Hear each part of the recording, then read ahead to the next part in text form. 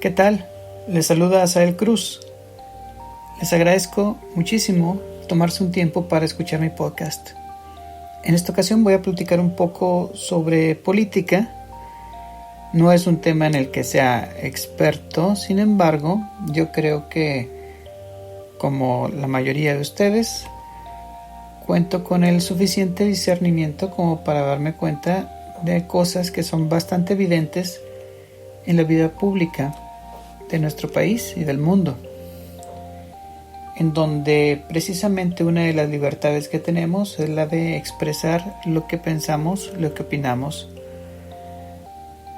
Y antes de hablar del tema en cuestión, quiero hacer referencia a una novela que es muy famosa, muy conocida, que se escribió allá por el año de 1947-1948, escrita por George Orwell, y me refiero a su novela sin duda más conocida, que es la de 1984, en la cual se retrata una distopía que busca ser como que la imagen de los gobiernos totalitarios. En este gobierno que plasma George Orwell, nada escapa a la mirada del gran hermano, del Big Brother, que todo lo observa, que todo lo controla. Es la imagen de cualquier gobierno totalitario en el cual no se tiene permitido disentir, no se tiene permitido pensar con libertad, no se tiene permitido pensar diferente. Hay muchas cosas en esta novela de George Orwell que nos pueden recordar a muchísimos gobiernos pasados y presentes, y cubre una gama de aspectos bastante interesantes. El autor, a mí me llama muchísimo la atención cómo de entre todas las herramientas o recursos que tiene para mantenerse en el poder, para mantener una cierta idolatría por parte del pueblo hacia el partido gobernante, es precisamente la creación de enemigos. En la novela nos encontramos cómo es necesario, para que el sistema se mantenga con popularidad, con fuerza, el contar siempre con un enemigo al cual señalar, un enemigo al cual decir: contra él vamos todos. Un enemigo que sirva para descargar las frustraciones del pueblo. Vemos cómo en la novela, cuando un enemigo ya es cansino para el pueblo y necesita más popularidad del partido, lo que hace el partido es cambiar de enemigo simplemente.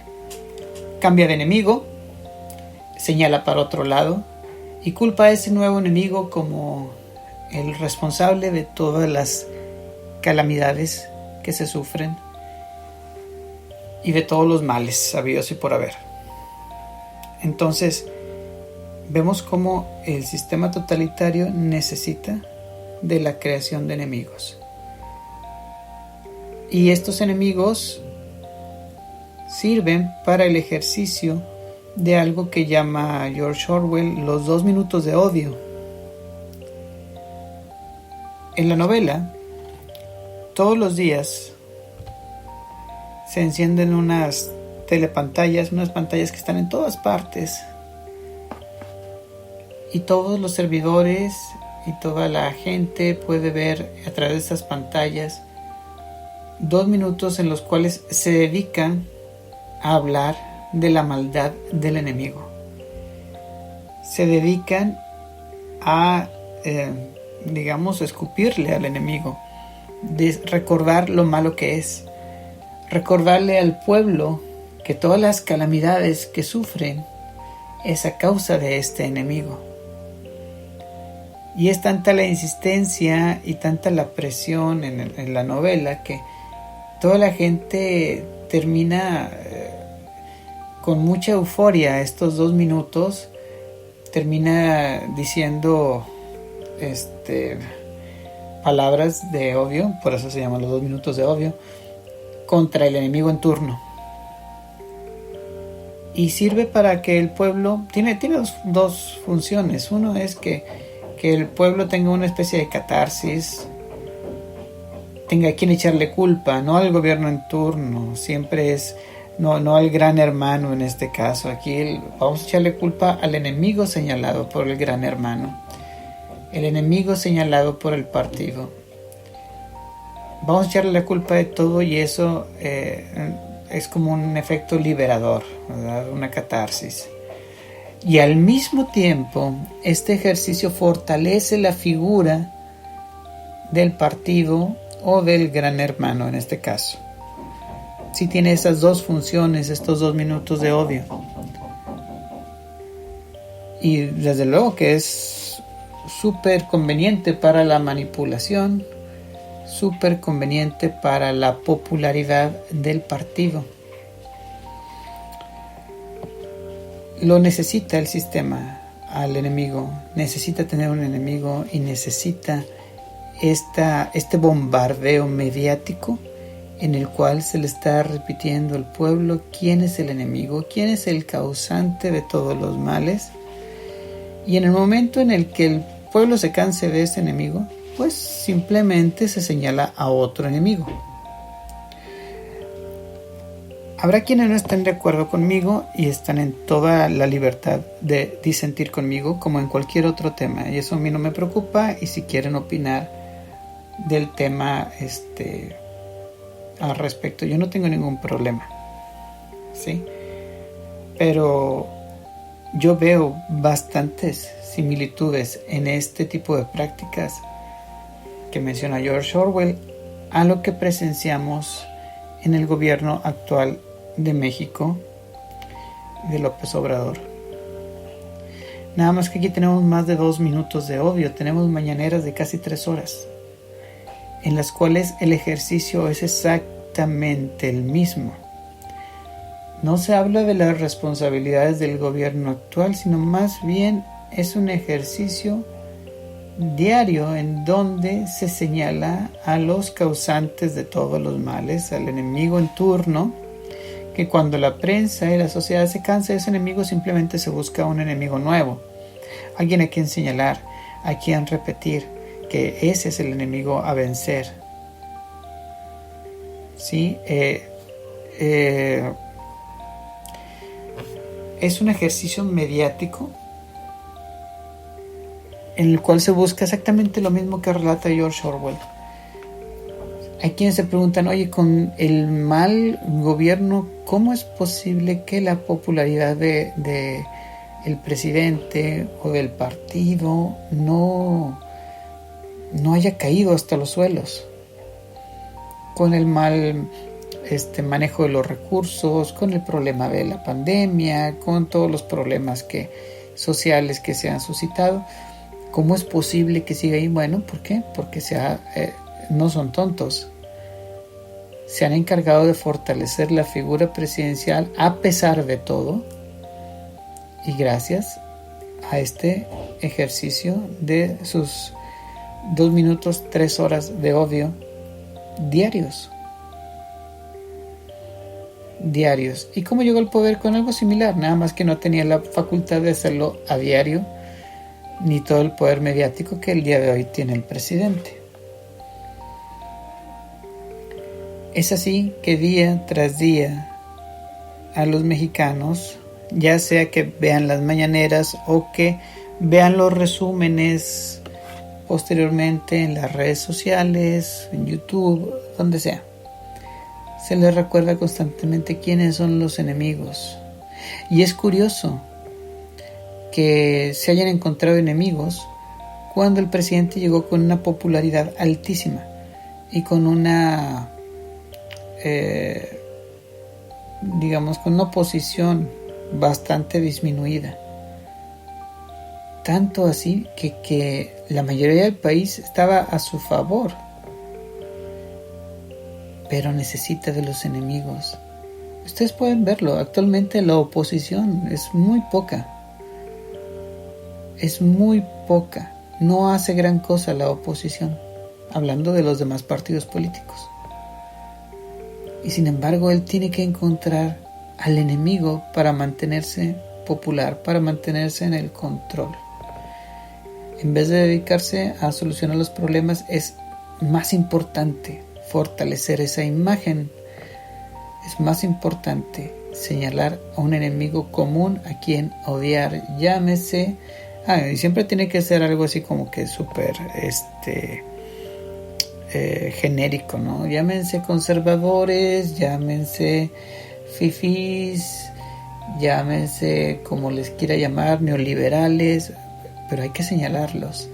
Y todos los días hay que señalarlos y son los culpables de todo. Oye, que si las feministas están marchando, atrás van los neoliberales. Que si salió en una noticia que oye, están manejando mal lo de la pandemia, no, son los conservadores que andan manejando eso. Siempre tienen que estar esos enemigos ahí presentes, porque los necesita el presidente y el partido para mantenerse en el poder. Aquí las preguntas que habría que hacerse es si podrá resistir la sociedad de México este yugo mediático impuesto por el presidente. Porque quienes están a favor dirán que es una rendición de cuentas, pero realmente no es una rendición de cuentas. Al contrario, yo creo que lo que menos hay es rendición de cuentas. Hay una oscuridad tremenda, una discrecionalidad tremenda que cada vez es más evidente, tanto en el manejo de los recursos, como en las políticas que se llevan a cabo, como en las iniciativas de ley que buscan reforzar ese poder de discrecionalidad del presidente. Entonces, la pregunta es, ¿podrá resistir la sociedad de México este yugo mediático que nos está imponiendo el presidente? ¿Podrá despertar la sociedad del discurso morenista, que realmente es un placebo para los resentidos, que por cierto en el país hay muchos? Es un placebo, es una catarsis, como lo eran los 2 minutos de odio en la novela de George Orwell. El decir los anteriores eran los corruptos, ya acabamos con la corrupción. Oye, pero ahorita hay corrupción, no importa, lo importante es la corrupción de antes. Mira lo que han hecho, lo que nos han creado en todos estos años neoliberales. ¿Se podrá despertar a la sociedad? Ahora, usa otros recursos el presidente también. El dinero que da con el que compra a sus simpatizantes. ¿Podrán estas migajas que da el presidente silenciar las conciencias de quienes ven más allá en las mañaneras? Aquí hay gente adulta, consciente, que ve lo que está sucediendo y sin embargo no deja de extender la mano, y deja tú que extiende la mano, lo peor es que vendan su conciencia. ¿Podrán estas migajas comprar las voluntades de los más jóvenes, que para beneficio del sistema actual cargan con las decepciones de sus padres y de los padres de sus padres? Creo que nos toca ser bien objetivos. Habrá cosas en las que estés de acuerdo con el gobierno actual, pero no puedes creer que todo está bien. Eso es caer en el fanatismo. Con el gobierno que esté, yo creo que hay que llamarle al pan pan y al vino vino. ¿Sí? Yo no estoy diciendo que no tenga ningún acierto el gobierno de López Obrador, pero el deseo de controlar, de silenciar, de amarrar el poder, de perpetuarse con su visión bastante chiquitita, por cierto, de lo que debe ser el país, es evidente que lo está haciendo. Si hace otras cosas bien, muy bien, lo felicito por eso,